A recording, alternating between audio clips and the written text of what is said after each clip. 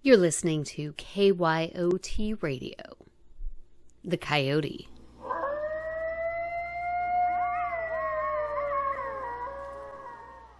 From New Mexico Quarterly, Volume 18, Issue 2, Article 13, 1948.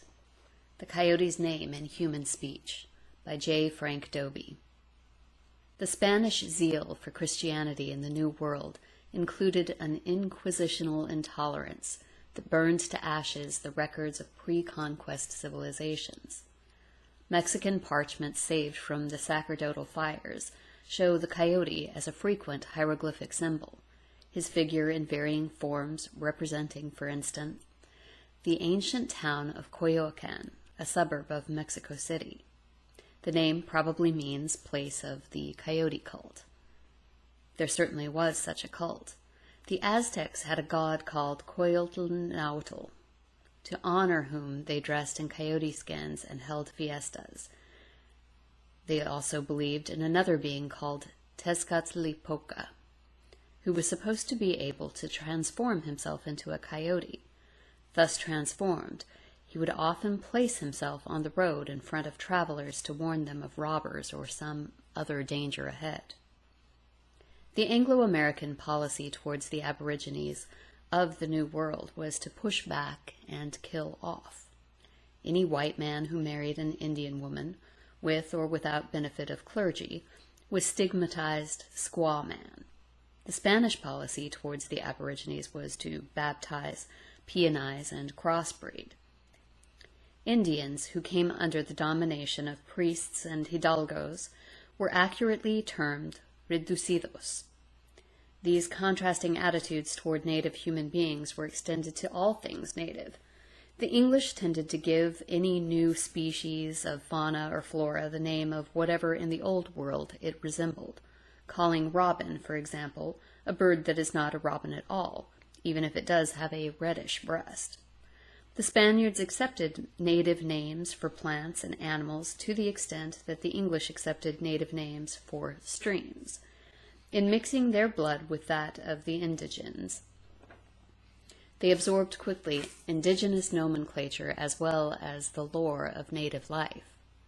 They immediately adopted the Aztec Coyotl, in time changing the final L to E. While some were lighting fires to destroy Aztec paganism, others were writing to illumine what was being destroyed. For centuries after the Spanish became familiar with the coyote and with the animal's impression on native minds, their accounts of it were, aside from physical descriptions, little more than collections of native credulities. The first printed description of the coyote is in a Latin work by Francisco Hernandez, published at Rome in 1651.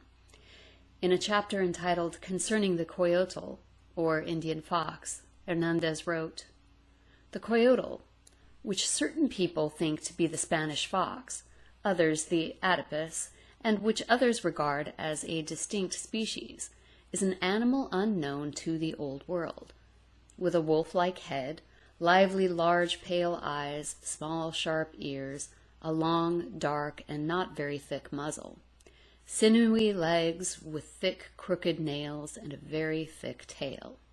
Its bite is harmful. In short, it approaches in appearance our own fox, to the genus of which it will probably be compared. It is midway between this and the wolf in size, being twice as large as our fox and smaller than a wolf. It is said to attack and kill not only sheep and similar animals, but also stags and sometimes even men. It is covered with long hair, dark and light mixed with one another. It is a keen hunter, like the fox in its ways. It is a persevering revenger of injuries and, remembering prey once snatched from it, if it recognizes the thief days afterward, it will give chase. Sometimes it will even attack a pack of its own breed and, if possible, bite and kill them. And it may avenge an injury and exact a penalty from some troublesome man by finding out his dwelling place with great perseverance and care, and killing some of his domestic animals. But it is grateful to those who do well by it, and commonly signifies its goodwill by sharing a bit of prey.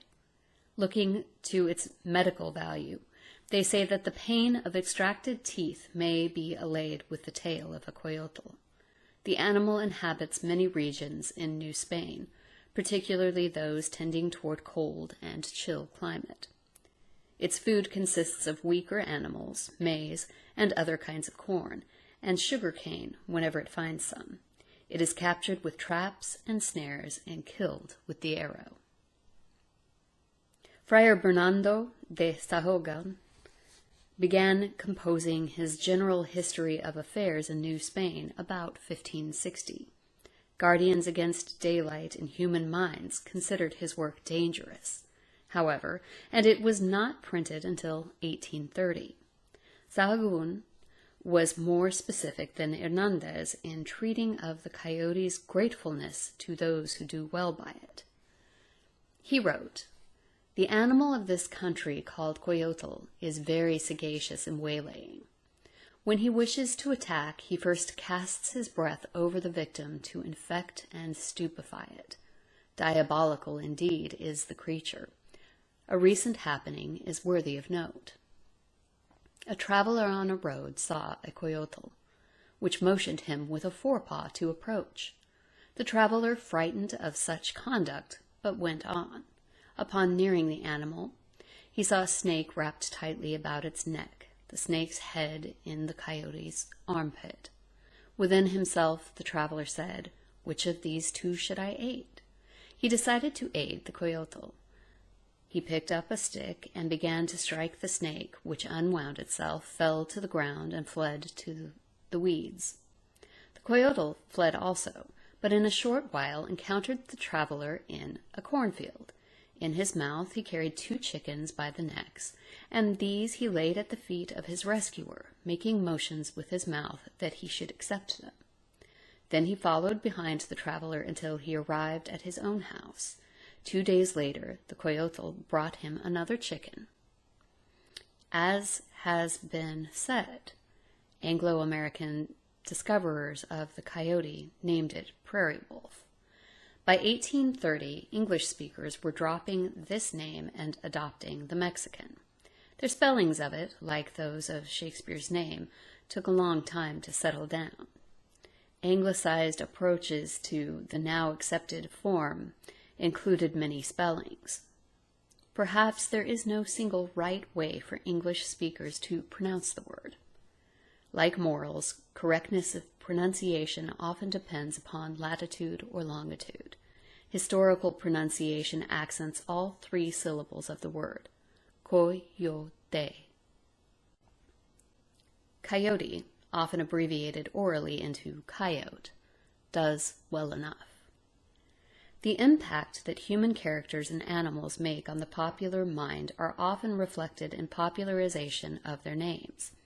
Dr. Guillotine and the dog are ready examples. No other animal of North America has so penetrated the American English and Mexican Spanish languages as the coyote. Mexican place names prefixed and suffixed by coyote illustrate the oldest form of this penetration. Coyotepec, Hill of the Coyotes, is an example. In modern Mexican folk sayings and other homely expressions, there are many applications of the coyote's name and nature to human character and activity, and beyond such applications there are numberless superstitions and folk tales in which el coyote dominates. A coyotera is not only a pack of coyotes and a trap for catching coyotes, but a group of people shouting together. Coyotomate, tomato of the coyote, used as a deadener of pain, owes its name to the folk belief that the coyote has power to stupefy victims with its breath. Other medicinal plants are named after the animal. A desert gourd common to the southwest as well as to Mexico is called coyote melon, and is said to be eaten by coyotes. On the west coast, tobacco del coyote grows wild. Coyote prickly pear is called also candles of the coyote. The beautiful leafed coyotillo plant, makes up for lack of thorns by containing an ingredient poisonous to goats, which sometimes eat it. Coyotes delight in and thrive in its berries. Often coyote is used as a synonym for native, and is applied to Indians and mestizos, mixed bloods, as readily as to plants. In Mexican popular speech, coyote means a pettifogger, a thief, and any kind of shyster or go-between, a curbstone broker, a fixer who has pull to sell, an oil or mining scout with practical experience in selling leases, also the respectable minister of mines, a drink of mixed beer and brandy. As Lumholtz puts it, the regard that the Indians have for their Mexican masters is shown in the name by which they refer to them, coyotes. On the border, a smuggler over of aliens is called a coyote, enganchista. In the interior of Texas, a certain kind of agent, often a jackleg lawyer, who hangs around courthouses and charges ignorant Mexicans outrageous fees for services as commonplace as getting a notary public certification, is called a coyote. He is often a Mexican himself. In New Mexico, the name, among other meanings, denotes a half-breed, a mixture of Anglo and Hispano bloods or of Caucasian and Indian, who is loyal to neither line. Mexicans call bastard children coyotitos, and without aspersion they call also the last child in a family a coyotito. In the folklore of ignorance, and not all folklore by any means springs from ignorance, the coyote is a cross between lobo and a fox. Whoever has chickens must watch for coyotes is a Mexican saying often applied to the owner of property, as well as to the mother of a fair damsel. Another saying, the coyote won't get another chicken from me, asserts more aptitude for learning from experience than human history demonstrates. Not all connotations of coyote are sinister. A shrewd man may be called muy coyote without necessarily implying that he is crooked. Mexican people to whom the Spanish conquest is still an event of yesterday, and who still burn against Spanish oppression, remember a pre-Cortez prince who was poet and philosopher as well as wise ruler, and was once called the hungry coyote, as a compliment to his sagacity. Among English speakers, however, to call a man a coyote is to insult him, though he will purr at being called foxy. At the same time, to out-coyote another means little more than to outsmart, to excel at the tricker's own game. The mountain ridge called Hogback by English speakers is in the Sierra Madre spine of the coyote. Juego del Coyote is a kind of checkerboard game, sometimes played by country Mexicans on marked-off ground between chickens on one side and coyotes on the other. City Mexicans who have never seen a coyote speak familiarly of the coyote color, one of the many colors of Spanish horses, the Valle Coyote. Once ridden by rangemen from Guatemala to the plains of Alberta, was considered the most hardy and enduring. The Bayo Coyote will die before he gives up. The tireless trot of Indians is a coyote trot. In mining lingo of early California, derived from the Mexican, coyote holes, or coyote diggings, were small drift tunnels and shafts, and to coyote was to dig in coyote fashion. Nowadays in the Southwest, coyoting around means drifting loosely from one place or occupation to another without anchor or responsibility. To have coyote sense is to have a sense of direction and that guides one independently of all landmarks, stars, winds, and other externally sensible aids. Here a man is, a spot of earth 10 miles away that a saddle blanket would cover in his destination. There are no trails. It is dark as the inside of a cow. The man goes as directly as the lay of the land will permit, the compass of his consciousness keeping true to the goal. As an old vaquero tried to explain, something in my body tells me. That something is the coyote sense. More than any other animal, the vaquero people say, the coyote is muy de campo. Campo includes everything country, wilderness, desert, prairie, brush, cactus, mountain, fields. An hombre de campo is a frontiersman, woodsman, plainsman, mountaineer, scout, trailer, one who can read all the signs of nature, find any seep of canyon water that a bee can find, and in the cold cover his back with his belly, in hunger out-wolf the wolf. All of his senses are sharp, all his instincts alive. The true hombre de campo is muy coyote, for beyond all other creatures, the coyote himself is de campo.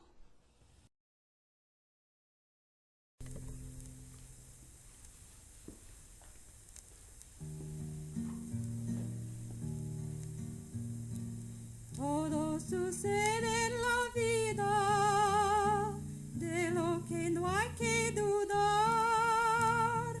Queda mi prenda querida, hecho un continuo penar.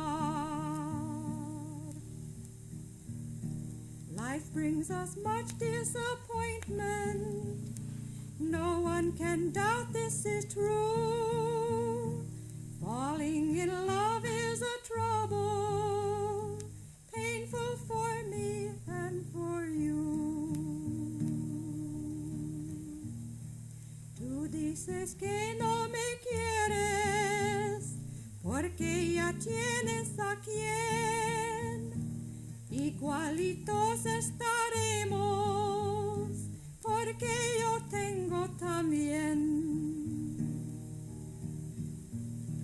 Your heart belongs to another. You say you cannot love me. I too have someone I'm loving. So we are even, you see. Si fuente de agua te hicieras, no bajaría a beber, aunque de sed me muriera por no volverte a querer. If you turn into a fountain, I'd not drink water so blue. Rather of thirst I'd be dying than to return to love you. Todo sucede en la vida, de lo que no hay que dudar. Queda mi prenda querida, hecho un continuo penar.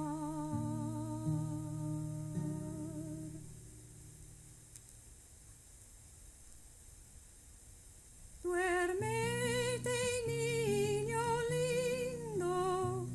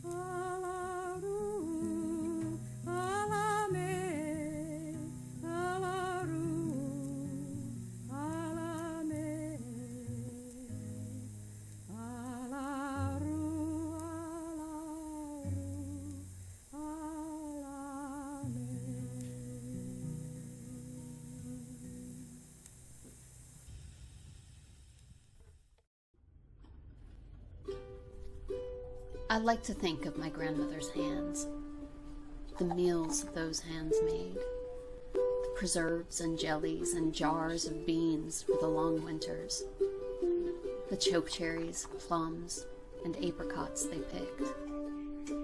I like to think of my grandmother's hands. It was magical to watch Utilia make tortillas.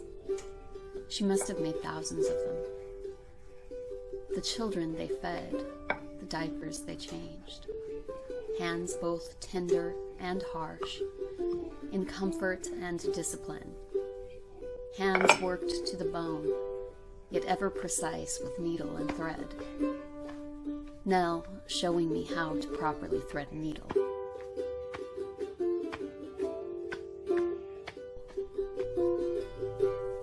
I like to think of my grandmother's hands, crocheting, hats, slippers, blankets to keep us warm. Each stitch in time with patience and intention. Hands that wiped away silent tears, perhaps their own, of disappointment, heartache, broken dreams. I don't know. I never saw it. Such was their stoicism. Hands of strength and determination, attached to strong and stoic women. I like to think of my grandmother's hands. Sometimes when I do the things that they did, I see their hands in my own.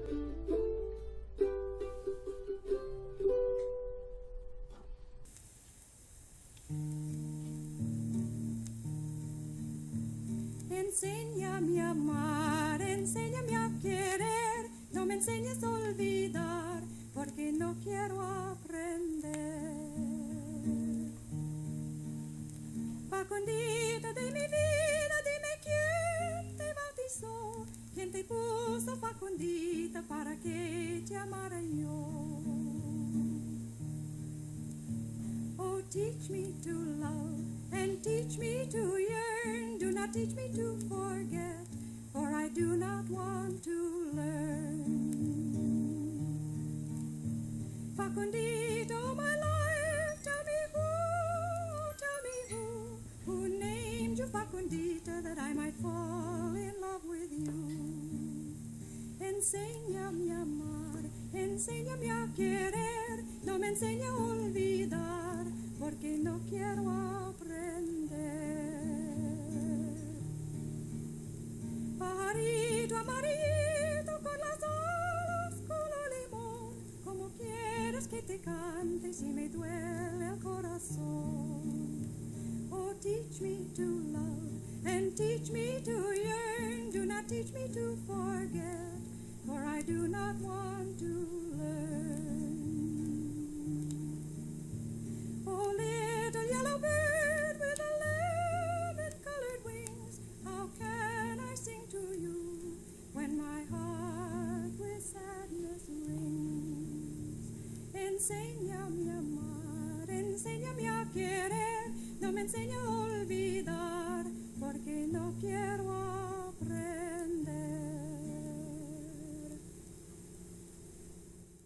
My journey is one of self-worth, independence, and creation, a reclamation of who I am. They call me Coyote.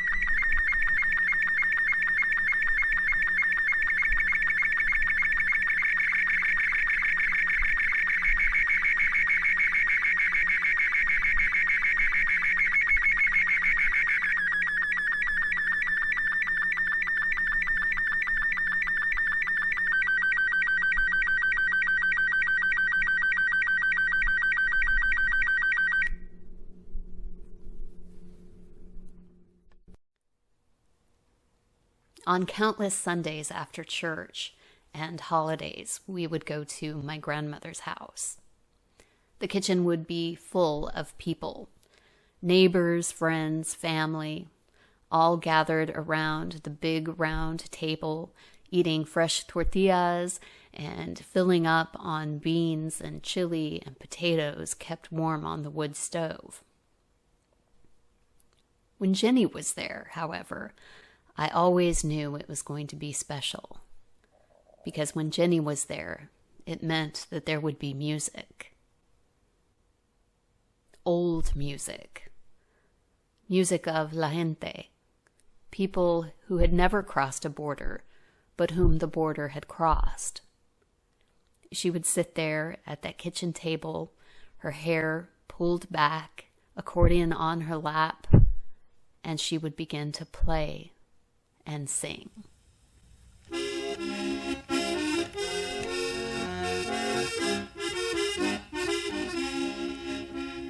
Peña del Cerro Alto, Peña la consentida, Peña la vida mía, trigueños, no me vayas a olvidar. Si estoy durmiendo, te estoy soñando, si estoy despierto, te estoy mirando, siempre te estoy amando.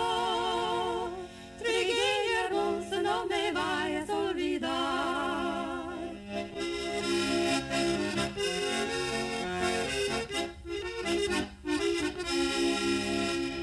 Peña from hilltops ringing, Peña, to you I'm singing, Peña, my love I'm bringing. Oh, fairest flower, oh, please, my love, do not forget. If I am sleeping, of you I'm dreaming. When I am waking, for you I'm yearning. Always with love I'm burning. Oh, fairest flower, oh, please, my love, do not forget.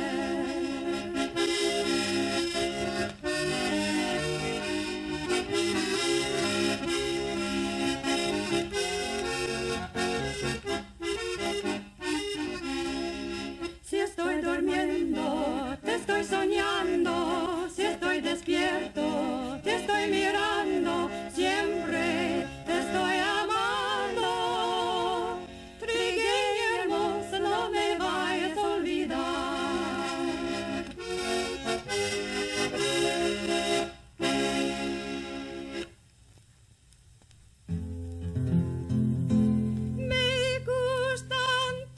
Me gustan todos, me gustan todos en general, pero eso rubio, pero eso rubio, pero eso rubio me gusta más. Me gustan todos, me gustan todos, me gustan todos en general, pero eso rubio, pero eso rubio, pero eso rubio me gusta más. Chiquilla, no digas eso, que tu madre te va a pegar. Mi madre a mí no me pega cuando digo la verdad. Taralala, taralala, taralala, la la la la la, taralala, taralala, taralala, la la la la la, taralala, taralala, taralala, la la la la la, taralala, taralala, taralala, la la la la. Be careful now what you're saying. Your mother will be scolding you. My mother will never scold me when what I am saying is true. Ta-la-la-la, ta-la-la-la, ta-la-la-la, la la la la la, ta-la-la-la, ta-la-la-la, ta-la-la-la, la la la la la. Me gustan todos, me gustan todos, me gustan todos en general, pero eso rubio, pero eso rubio, pero eso rubio me gusta más. That song is a great reminder to speak truth. I was well into my adulthood by the time I realized that Jenny Vincent was more than just a friend in my grandma's kitchen. and more than the mother of my father's childhood friend. Over the course of her incredible life, she learned and translated Hispanic folk songs. She then recorded those songs onto record and distributed them to regional schools. I undoubtedly heard those records at school, never realizing who I was hearing. Her Wikipedia page describes her as a singer, songwriter, and activist, a scholar of Hispano music. She is credited in helping with the preservation of New Mexican folk music. And there she sat throughout my childhood at my grandmother's humble kitchen table. Tecolote, ¿de dónde vienes? Tecolote, ¿de dónde vienes? De pueblo, de colorido, de pueblo, de colorido. Vengo a traerte la noticia que tu amor es pedido, que tu amor es pedido. Pájaro pájaro pobrecito animalito, tiene hambre el tecolotito. Tecolote, where do you come from? Tecolote, where do you come from? From Pueblo in Colorado, from Pueblo in Colorado. I have come to bring you a warning, I have come to bring you a warning that your love has gone and left you, that your love has gone and left you. Little bird coo, coo, coo, little bird coo, coo, coo, poor little owlet animalito, so hungry, tecolotito, coo. Tecolotito valiente, que cantaste en enero, que cantaste en enero. Porque no se untan todos, porque no se untan todos, y hacen un tecolotero, y hacen un tecolotero.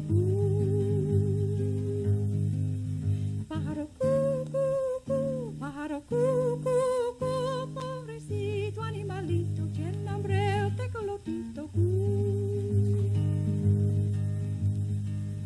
Little owl so brave and valiant, little owl so brave and valiant, how you sing in January, how you sing in January. Why don't you all get together, why don't you all get together and make a tecolotero, and make a tecolotero.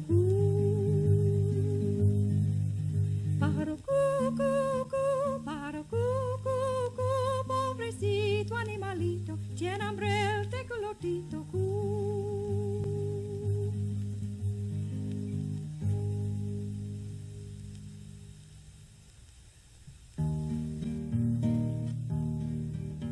Estaba un charro sentado en las trancas de un corral.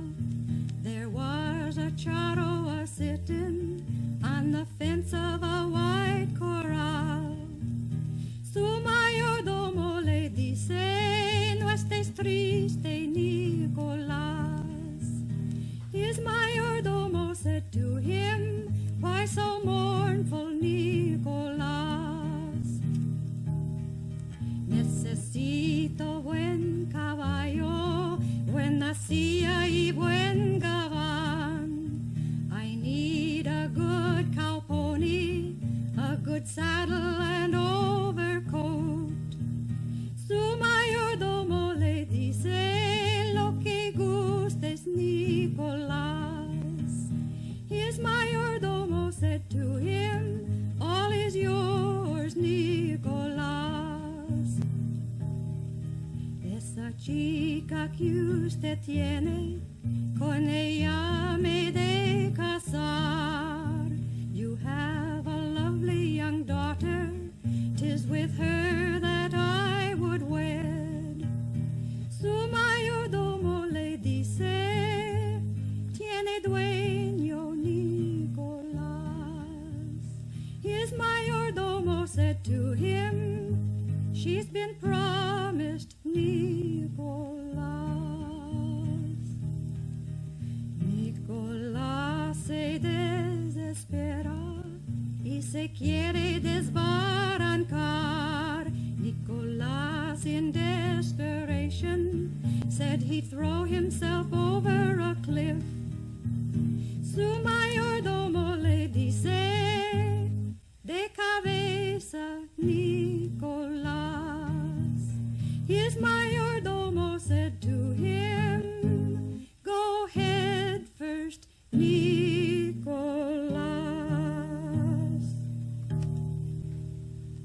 I never learned to speak Spanish.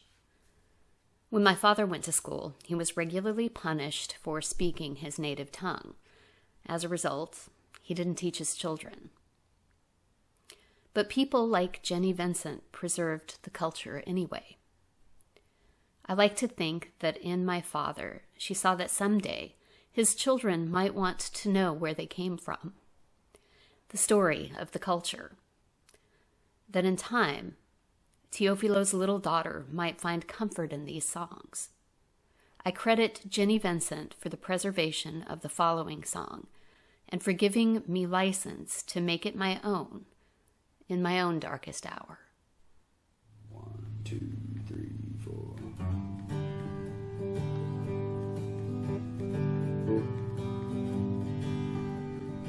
Adiós, mi sueño de venturanza,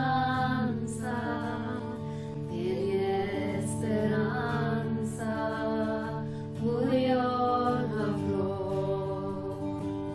Irán contigo donde a tú vayas, los tristes aires que exhalan mi dolor, porque si me amas te alejas y herido dejas mi corazón, mientras que un ángel mi pecho aliente, tuyo es mi mente, tuyo es mi amor. Me voy llorando, mi alma te dice que seas feliz. Adiós, adiós, adiós, my dream of joy and fortune. When hope was killed, then died its power. With you will go now, wherever you wander, the mournful sighing coming from my darkest hour. And if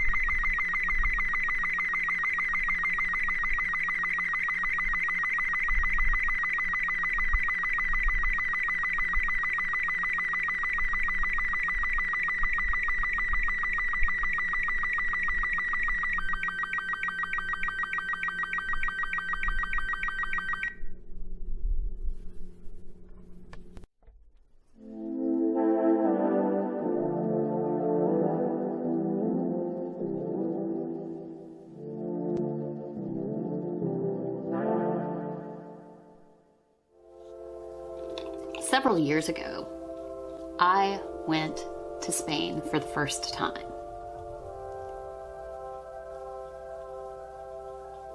As I explored cities and towns and villages, I noticed that almost all of the places that I visited had a cathedral.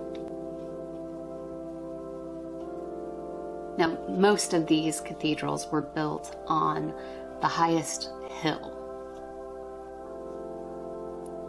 And I found that many of them had been built on sites that previously housed Roman temples or temples of people and religions even before that.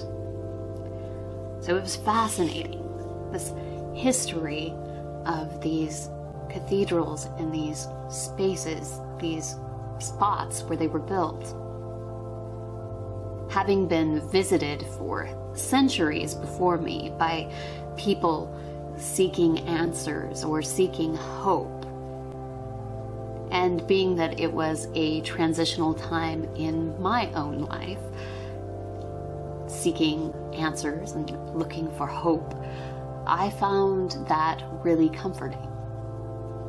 I was fascinated with the architecture and the beauty and opulence of these varieties of cathedrals, just their sheer size, and the altar pieces that were hand carved in wood and gilded in gold, the intricacy and detail of the stained glass, for example.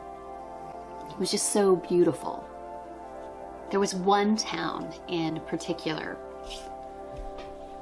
where the cathedral was built on the highest hill in the town, and you could see the sea from the stairs of the front of the cathedral. So I went inside, and I don't remember if I lit a candle or not, but that was something I liked to do. And I began to take photos like I had at all of the churches I visited. There's this huge altarpiece at the front, very Gothic. Again, carved gold, or carved wood, gilded in gold. Beautiful saints and reliefs and scenes within the altarpiece itself.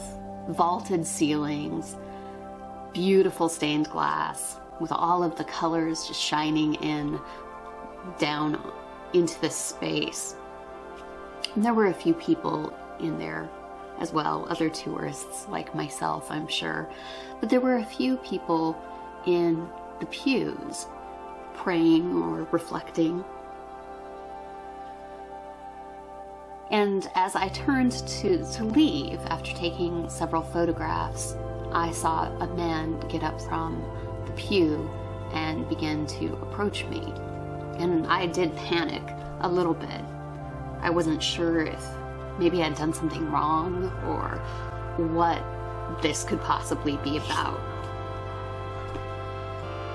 As he approached me, he said something to me that I didn't understand.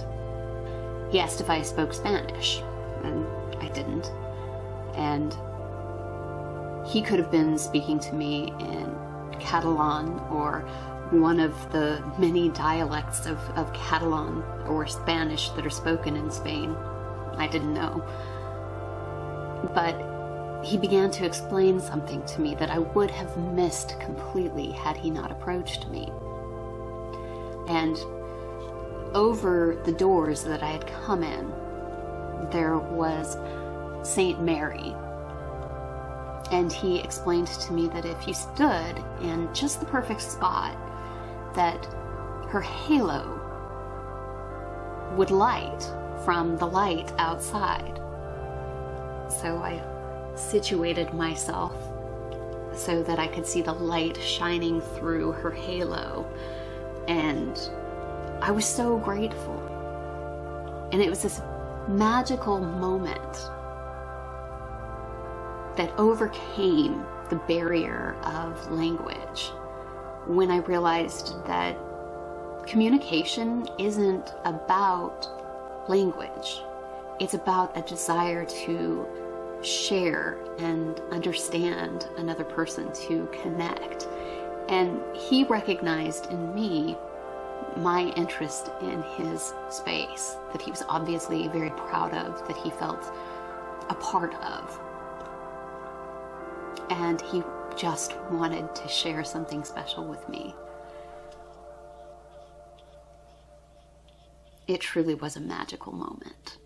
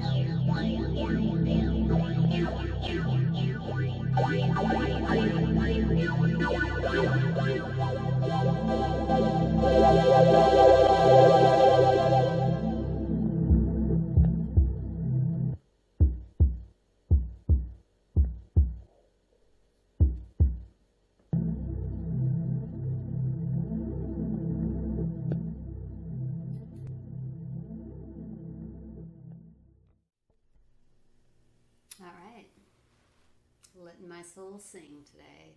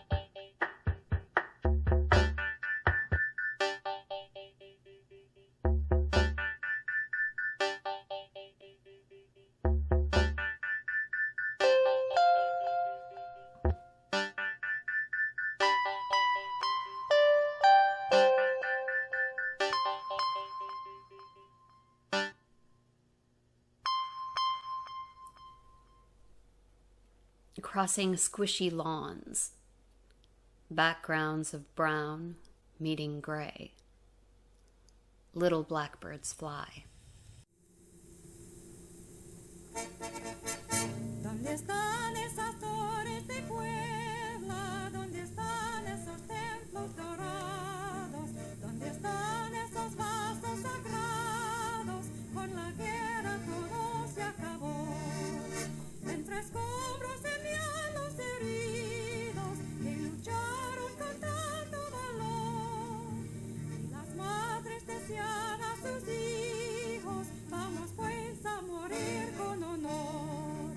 A los fuertes de Loreto comenzaron a tirar esas tropas de franceses que gritaban sin cesar. A los nuestros les decían, desde las piezas de pan, aguarden las que ahí les van. ¡Pum!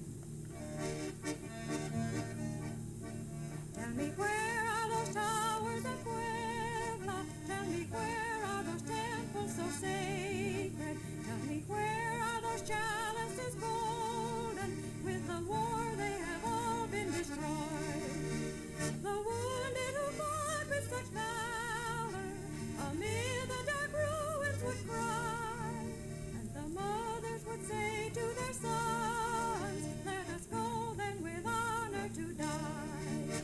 Toward the fortress of Loreto the French began to shoot those troops of invaders. They shouted without cease, and they called out to our soldiers, don't you want this piece of bread? Let it wait, now here we come. Boom! ¿Dónde está Zaragoza valiente? ¿Dónde está tu lucido escuadrón? A luchar por la patria marchado, a luchar y a morir con honor.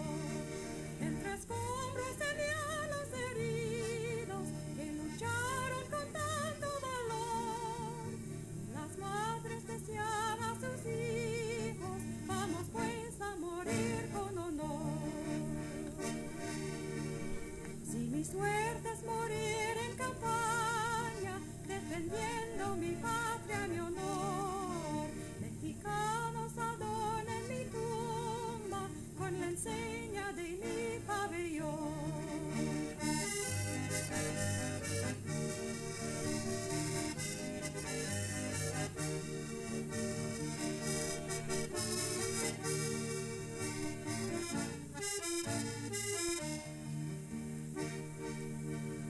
El soldado del norte es muy pobre, su vestido una tosca mezclilla, su divisa una blusa amarilla, pero nunca su patria vendió.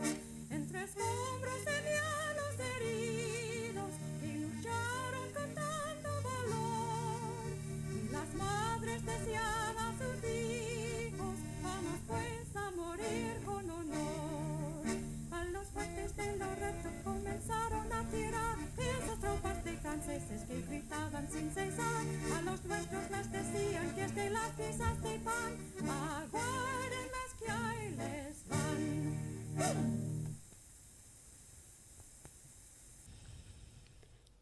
Slowly stirred from dreams. It's daylight. Rain falls steady. I tuck in deeper. Sky cold and clear blue. Wind chill cuts through my layers. Marshlands sway and dance.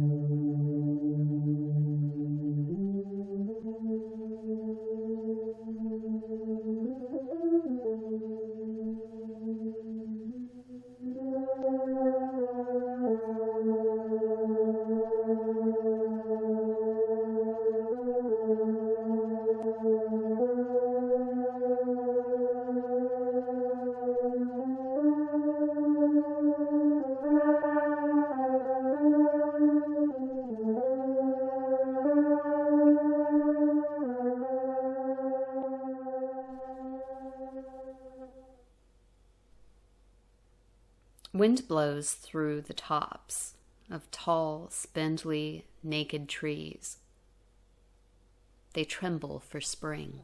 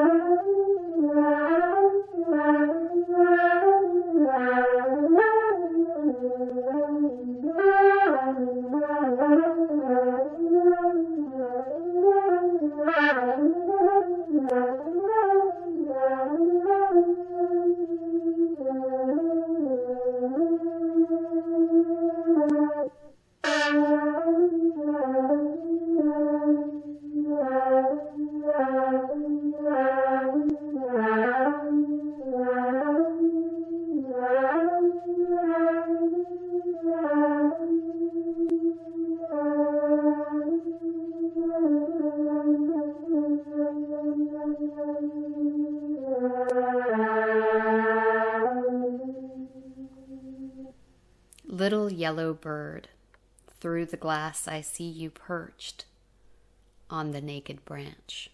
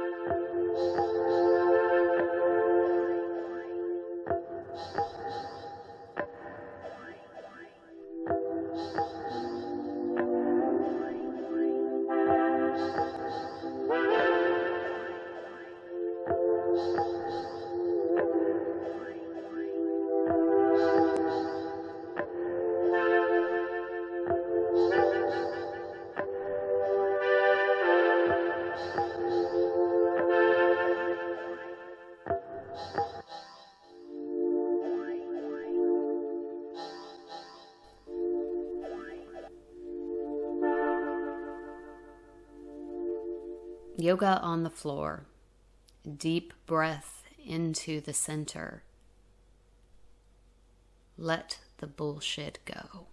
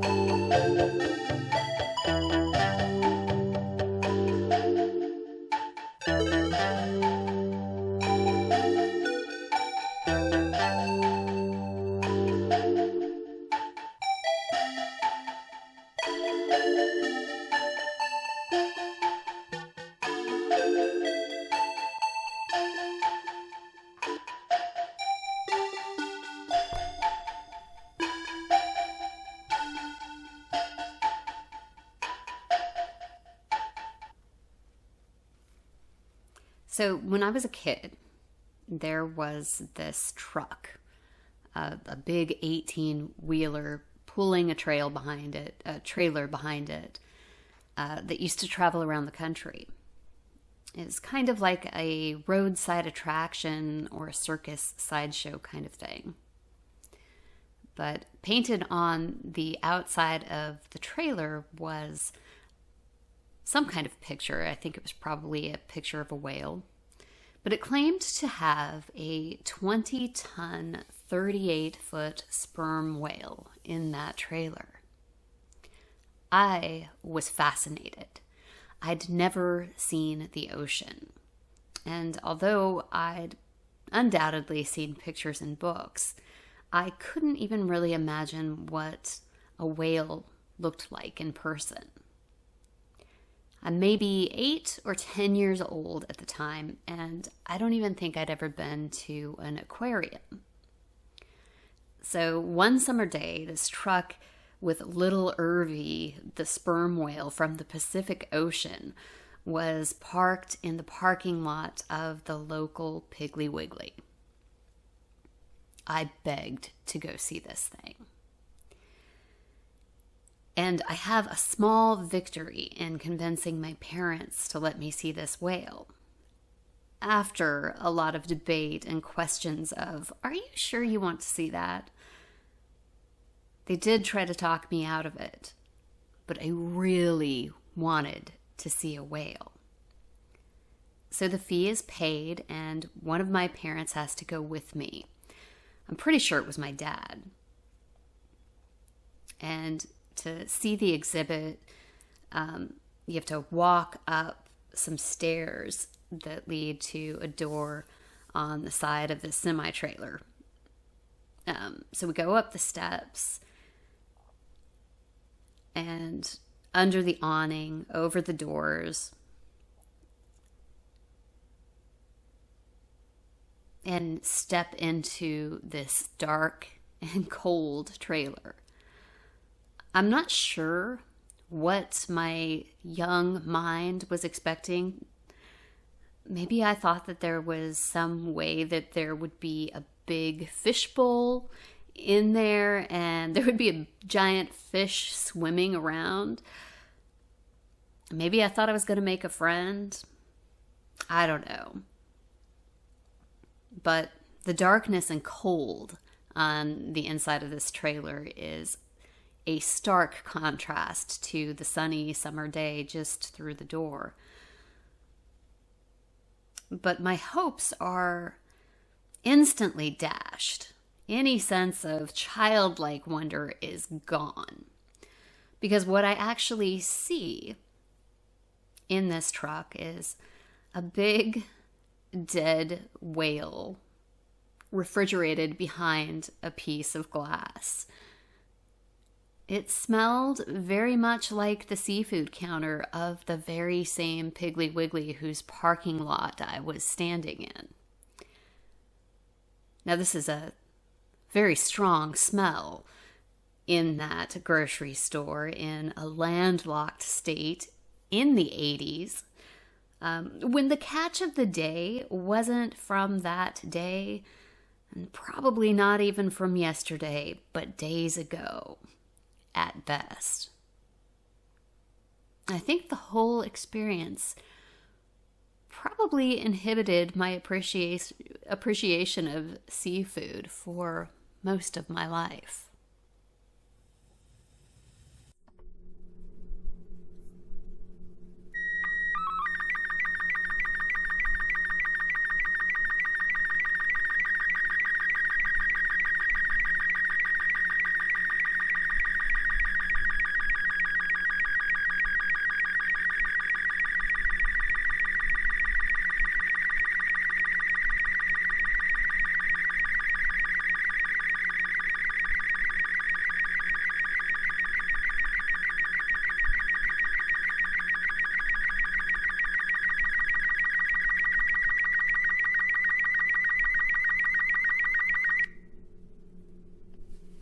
Days growing longer. Birds flitting at 5:35. Spring need not be rushed.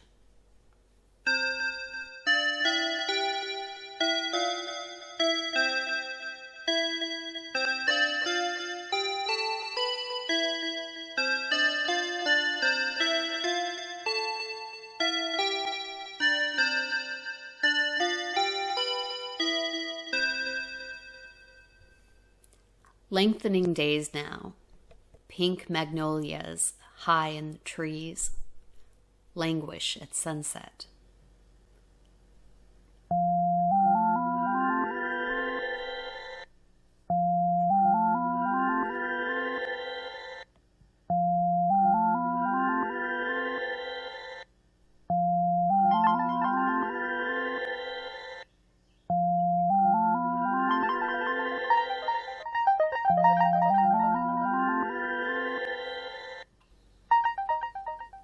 Buds on the gray branch.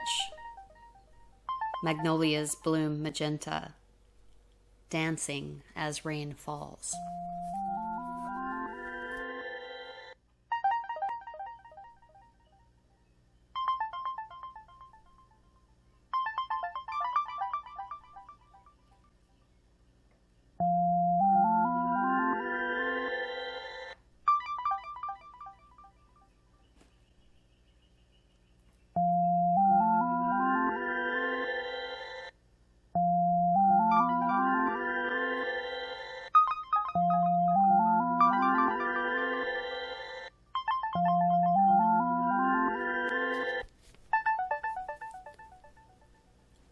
A cool breeze, warm day.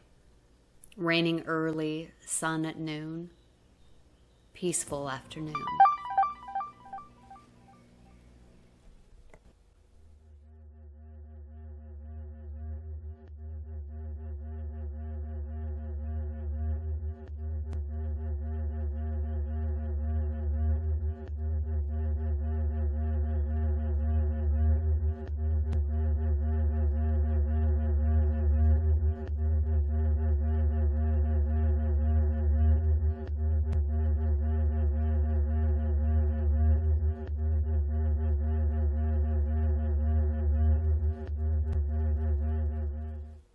Rainy afternoon.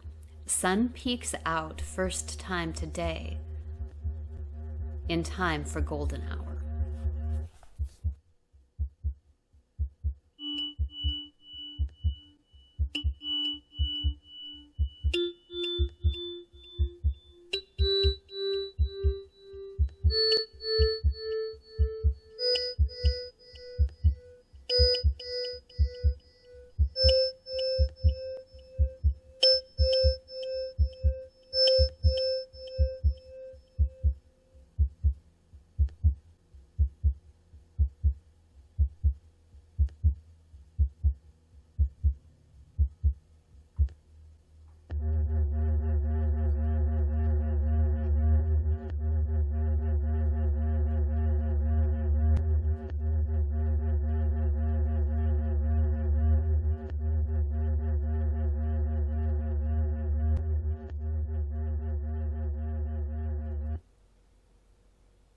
Cold nights sprinkled with warm days.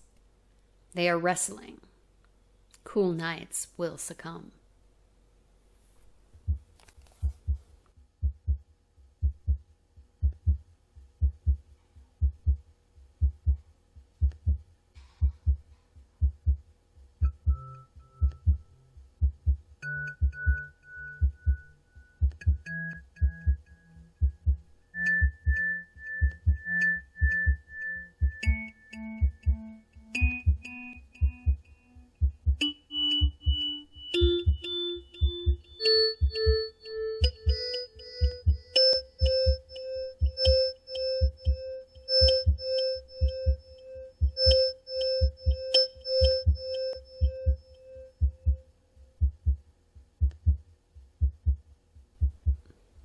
Old dog sleeps, snoring, chasing rabbits in his dreams.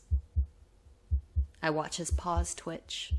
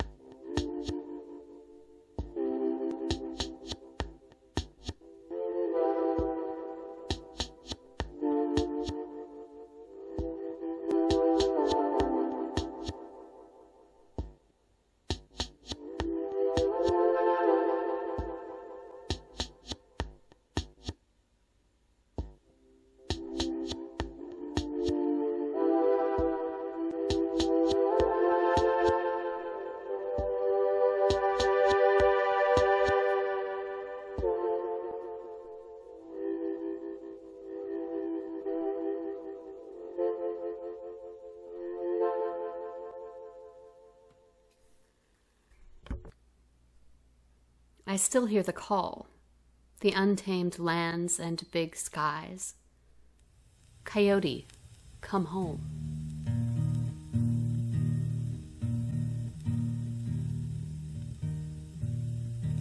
Adiós, mi sueño de venturanza, de mi esperanza, murió la flor. Irán contigo donde a tú vayas, los tristes hayas que irás.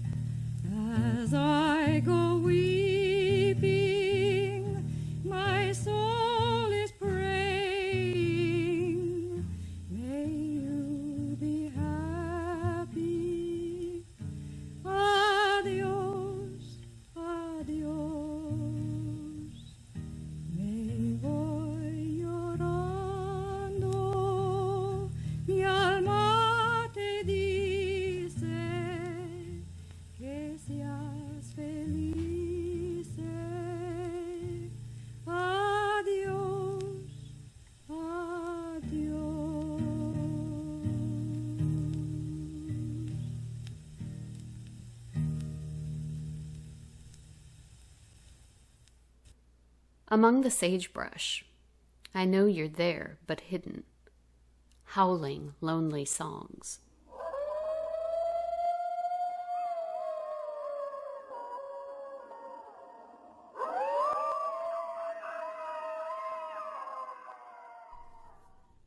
$30, $40, $90, $10.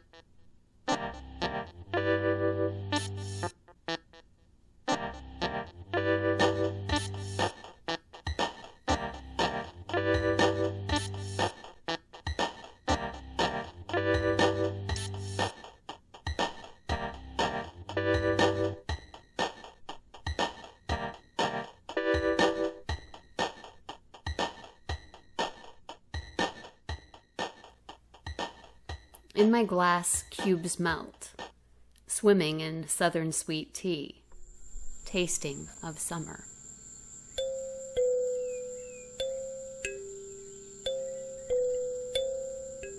Coconut oil. Tunes play from the radio.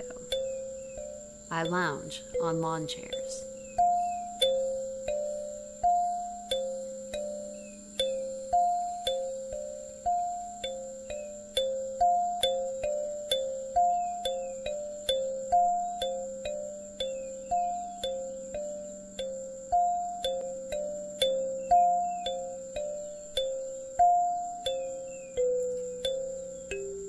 Extreme heat warning. I'm fanning my face in vain. I must stay indoors.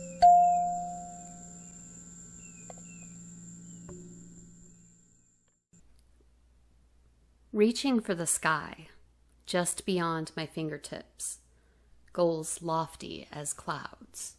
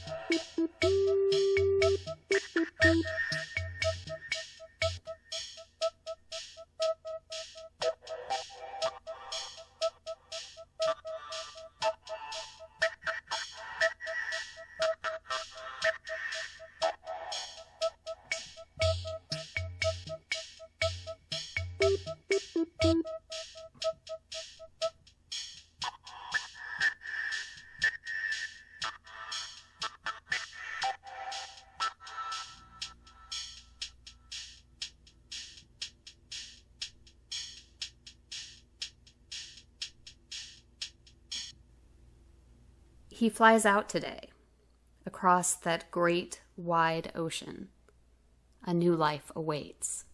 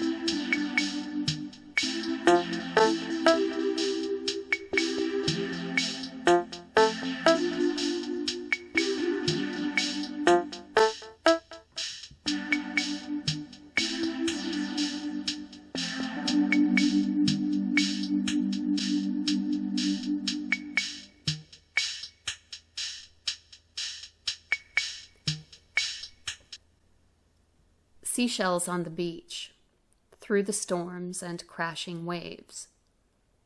Like me, landed here.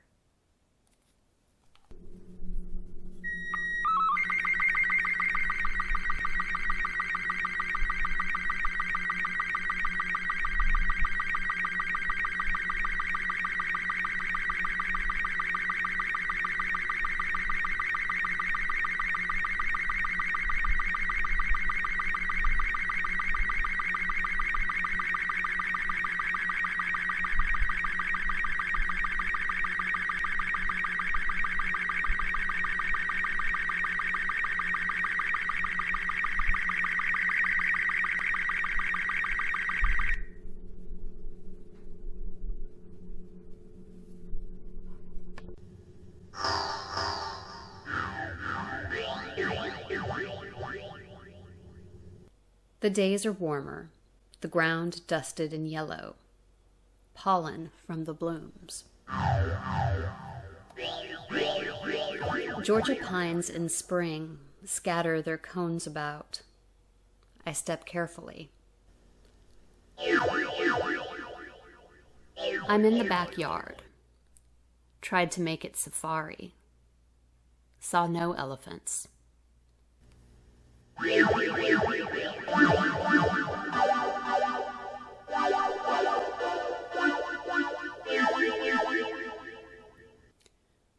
It is me again, looking back from the mirror. I'll try new faces.